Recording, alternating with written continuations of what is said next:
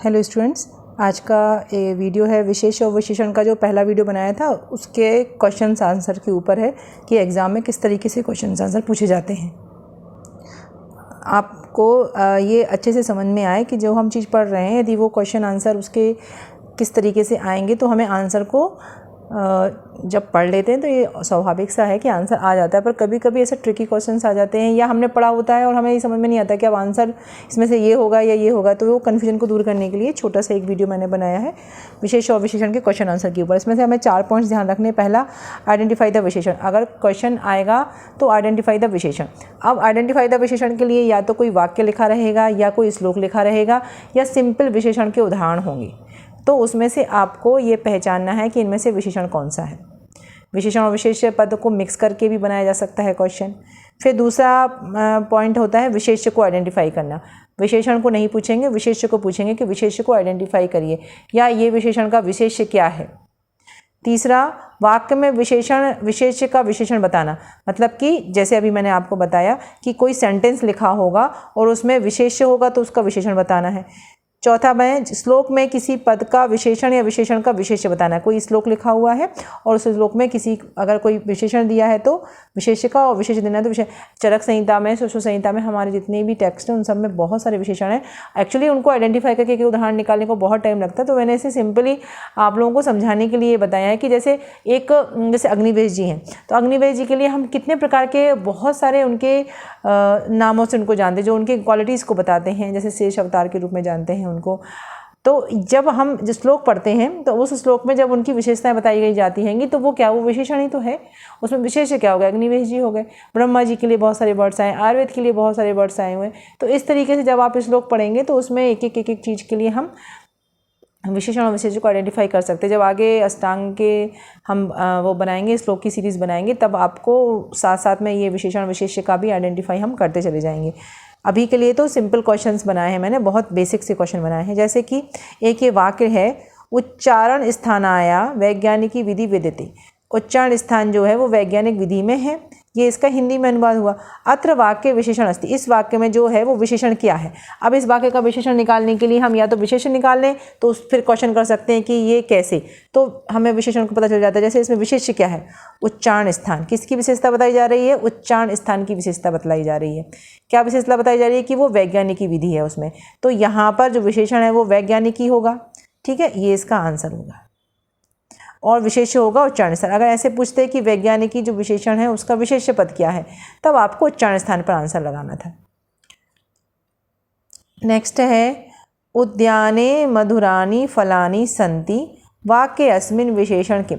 ये पीछे जो क्वेश्चन पूछते हैं उसमें भी वो संस्कृत लैंग्वेज का यूज़ कर भी सकते हैं, इंग्लिश का भी कर सकते हैं और नॉर्मल भी लिख सकते हैं।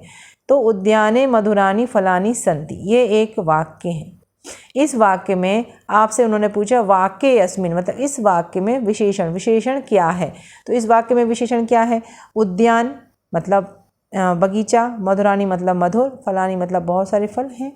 तो यहाँ पर जो विशेष है वो तो फल है और उसकी जो विशेषता बतलाई जा रही है वो किस माध्यम से बतलाई जा रही है कि फल कैसे हैं, वो मधुर हैं। तो यहाँ पर विशेषण क्या हो गया, मधुरानी। ठीक है, तो यहाँ पर मधुरानी होगा। अब यहाँ पर ऑप्शन में मधुरम भी लिखा है और मधुरानी भी लिखा है। चूँकि बहुवचन में फलानी है तो जो विशेषण होगा वो भी बहुवचन में ही होगा, तो इसीलिए यहाँ पर भी मधुरानी ही आंसर आएगा, मधुरम नहीं आएगा। और वैसे भी वाक्य में मधुरानी लिखा हुआ है तो कन्फ्यूजन होने की ज़रूरत भी नहीं है। तो यहाँ पर इसका आंसर हो गया मधुरानी। नेक्स्ट है, एक ये वाक्य लिखा हुआ है, क्या लिखा हुआ, आर्यस्य निष्प्रयोजन प्रवृत्ति। आर्यस्य निष्प्रयोजन प्रवृत्ति मतलब कि इसका मतलब होता है आर्य की जो प्रवृत्ति होती है वो निष्प्रयोजन होती है, बिना मतलब की होती है। तो अभी यहाँ पर जो एक आपको प्रवृत्ति पदस्य विशेषणम अस्ति, प्रवृत्ति जो पद है उसका विशेषण क्या है, इन्होंने ये पूछा है। मतलब ये तो क्लियर हो गया कि जो प्रवृत्ति है वो विशेष्य है। अब इसका विशेषण क्या है, इसका विशेषण कहाँ पर ढूंढेंगे, हम इस वाक्य में ढूंढेंगे। कैसे ढूंढेंगे, आर्यस्य मतलब कि आर्य का, प्रवृत्ति, इन दोनों के बीच में ज़्यादातर ये होता है कि जो विशेष्य होता है उसके आगे उसका विशेषण लिखा होता है। लेकिन ये कोई नियम नहीं है ऐसा कि नहीं आगे ही लिखा जाएगा, तो ज़्यादातर चांसेस में ऐसा होता है, इसलिए मैंने ये बताया। तो प्रवृत्ति के आगे निष्प्रयोजन लिखा हुआ है तो यहाँ पर इसका आंसर होगा निष्प्रयोजन। ठीक है, प्रवृत्ति कैसी, निष्प्रयोजन। तो प्रवृत्ति का जो विशेषण हो गया वो निष्प्रयोजन। फिर एक नेक्स्ट वाक्य है अयम एव कारण। ये मैंने वाक्य बहुत कॉमन से लिए हैं आपको, ये सिर्फ समझाने के लिए लिए हुए हैं कि आप इस तरीके से समझें। हजारों वाक्य आप बना सकते हैं, संहिताओं से बना सकते हैं, तो आपको बहुत सारी जगह मिल जाएंगे इस टाइप के वाक्य। तो मैं सिर्फ आपको ये नहीं बता रही हूँ कि यही क्वेश्चन आएगा, मैं आपको सिर्फ ये बताने की कोशिश कर रही हूँ कि आपको क्वेश्चन को आंसर किस तरीके से करना है, किस तरीके से समझना है, वो किसने जो पूछा है उसको कैसे निकालना है उस आंसर को। तो अयम एव कारणम षडानाम ऋतूनाम, इसमें विशेषण पद बताना है। अब विशेषण पद क्या हो सकता है इसमें? अयम, यह, एव कारणम, जो कारण है वो क्या है? षडानाम ऋतूनाम, 6 ऋतु हैं। तो विशेष्य क्या हो गया इसमें? ऋतु हो गया। और विशेषण क्या हो गया? षडानाम, मतलब कि संख्यावाचक विशेषण 6 है ना। तो इस तरीके से इसमें विशेषण पद लिख दिया हमने। अब एक और, श्रवण कुमारः खालिस्तान पुत्र आसीत, इसमें विशेष पद की रिक्त स्थान को लिखना है। इसमें जो विशेष्य है उसका जो विशेषण है उसको लिखना है रिक्त स्थान में। तो वो क्या लिखा जाएगा यहाँ पर? श्रवण कुमार। एक, अब इसमें 4 ऑप्शन लिखे, आज्ञाकारी, आज्ञाकारी रापे छोटी की मादे, आज्ञाकारिणी और आज्ञाकारिणी। अब यहाँ पर वही नियम के हिसाब से हम विशेषण को ढूंढेंगे कि जिस विभक्ति वचन और लिंग में विशेष्य होता है उसी लिंग वचन और विभक्ति में विशेषण होता है। तो यहाँ श्रवण कुमार है जो वो है वो पुल्लिंग प्रथम विभक्ति एक वचन है ना। तो यहाँ पर जो आज्ञाकारी का जो रूप है वो भी प्रथम विभक्ति एक वचन पुल्लिंग का आएगा यहाँ पर। अब इसमें से हमें वो छांटना है चारों में से कि वो क्या रूप हो सकता है। तो यहाँ पर आज्ञाकारिणी तो नहीं हो सकता है ना, आज्ञाकारी सप्तमी विभक्ति चला गया। आज्ञाकारिणी भी नहीं हो सकता, ना पे बड़ी की मात्रा हो गई, स्त्रीलिंग का हो गया।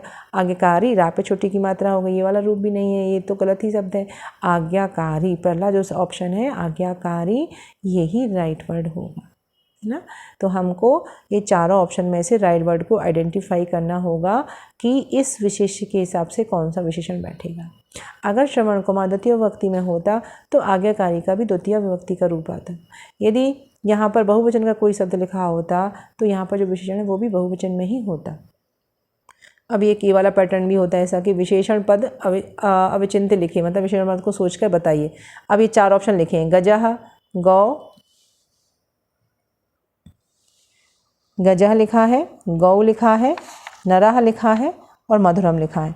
तो इसमें से हमको यदि विशेषण पद निकाला तो विशेषण क्या हो सकता है? गज, गज मतलब तो हाथी होता है, गौ मतलब गाय होता है, नर मतलब मनुष्य होता है और मधुरम मतलब मीठा होता है। तो अब हमें ये पता कर सकते हैं ना कि इसमें से विशेषण क्या होगा। आप लोग पता ही क्या हो सकता है विशेषण? क्या हो सकता है विशेषण? मधुरम हो सकता है विशेषण, क्योंकि बाकी ये सब तो संज्ञाएं हैं, है ना, यही एक विशेषण है। अब इसमें देखिए उदाहरण में, कृष्णः पर्वतः नद्या और मित्रः, ये है इसमें विशेषण ढूंढना है। मित्र मतलब तो फ्रेंड होता है, नदियाँ मतलब नदियाँ होती हैं, बहुत बहुवचन का रूप है। पर्वत मतलब माउंटेन होते हैं। कृष्ण मतलब कृष्ण भगवान भी होते हैं। लेकिन अगर हम चारों को संज्ञा ले लेंगे तो फिर तो ये ऑप्शन में कोई है ही नहीं, आंसर ही नहीं आएगा। तो फिर हमें दूसरा मतलब निकालना है। कृष्ण मतलब क्या होता है? काला रंग भी होता है। तो इसीलिए विशेषण पद क्या हो जाएगा? कृष्ण। नेक्स्ट है शिशु, स्त्री, बालिका और लघु, ये 4 जो वर्ड लिखे हुए हैं इसमें से विशेषण पद निकालना है। तो क्या हो जाएगा? लघु मतलब छोटा, बालिका मतलब बच्चा, स्त्री मतलब फीमेल और शिशु मतलब कि छोटा बालक। अब इसमें से ये जो 3 है ये तो संज्ञा हो गई, तो जो विशेषण बचा वो क्या बचा? लघु। अब नेक्स्ट जो प्रकार है वो क्या है? विशेष पद को विशेष पद बताना है इनमें से हमें।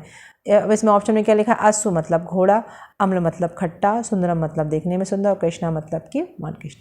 अब इसमें से विशेष पद क्या निकलेगा? जाहिर सी बात है इसमें से विशेष पद क्या? अच्छा बताइए, अम्ल तो नहीं निकल सकता विशेष पद, क्योंकि ये तो विशेषण हो गया, सुंदरम विशेष, कृष्णा भी विशेषण हो गया। तो अश्व। इसमें निर्मल, सखा, रक्तम और नील, तो इसमें निर्मल मतलब स्वच्छ होता है, विशेषण होता है। रक्तम मतलब लाल रंग होता है, नीला मतलब नीला रंग, तो सखा जो है वो विशेष पद हो जाएगा। अब इसमें से लघु, शीत, गुरु और गौ, तो लघु मतलब हल्का, शीत मतलब ठंडा, गुरु मतलब भारी, तो जो गौ उसका मतलब होता है गाय।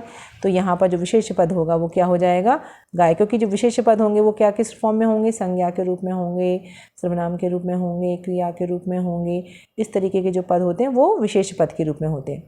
अब एक उदाहरण है पीत, कृष्ण, शुभम और पत्रम, तो इसमें से विशेष क्या हो सकता है? देखो, पीत मतलब तो पीला रंग होता है, पत्रम मतलब कि पत्ता होता है, शुभम मतलब अच्छा होता है, कृष्ण मतलब काला होता है। तो विशेष पद क्या हो जाएगा यहाँ पर? पत्रम। ठीक है, तो इस तरीके से ये इसके आंसर हो जाएंगे सारे। तो हमें ये आइडिया होना चाहिए कि अब हम जो क्वेश्चन आंसर आएगा वो क्या आएगा वहाँ पर। ठीक है, एक क्वेश्चन है श्लोक के आधार पर भी आया था, यद लिंगम यद वचनम सा या विभक्ति, और ये खाली स्थान बचा हुआ था यहाँ पे आपको लिखना था। तो क्या लिखना था? विशेषस्य। एक क्वेश्चन में ऐसा पूछा था, तदलिंगम तद्वचनम से विभक्ति जब पहले से लिखा हुआ है तो विशेषणस्यापि, ये वाला भी क्वेश्चन आया था। तो ये आपको श्लोक याद करना पड़ेगा, तब आप उसको लिख पाएंगे। अब जैसे ये उदाहरण है, मधु सुंदरी अस्ति, तो यहाँ पर ऑब्जेक्शन जो पूछने के लिए क्या हो जाएगा? मधु लिखा होगा, सुंदरी में खाली जगह होगी और अस्ति होगा। ऑप्शन में क्या होगा? सुंदरी होगा, सुंदरम होगा और सुंदरा होगा। ठीक है, और भी कोई एक ऑप्शन डाल देंगे, तब आपको क्या लिखना पड़ेगा? सुंदरी, ये देख के कि सब्जेक्ट क्या है। ठीक है, तो इस तरीके से जो जितने भी उदाहरण हमने जितने भी प्रकार हमने इसके विशेष और विशेषण में पढ़े हैं, तो उन सबको आप अच्छे से समझ के पढ़ें, उनके प्रकारों को कि कहाँ संख्यावाचक विशेषण आ सकता है, कहाँ सर्वनाम वाचक विशेषण आ सकता है, कहाँ अनिश्चित संख्यावाचक विशेषण आ सकता है।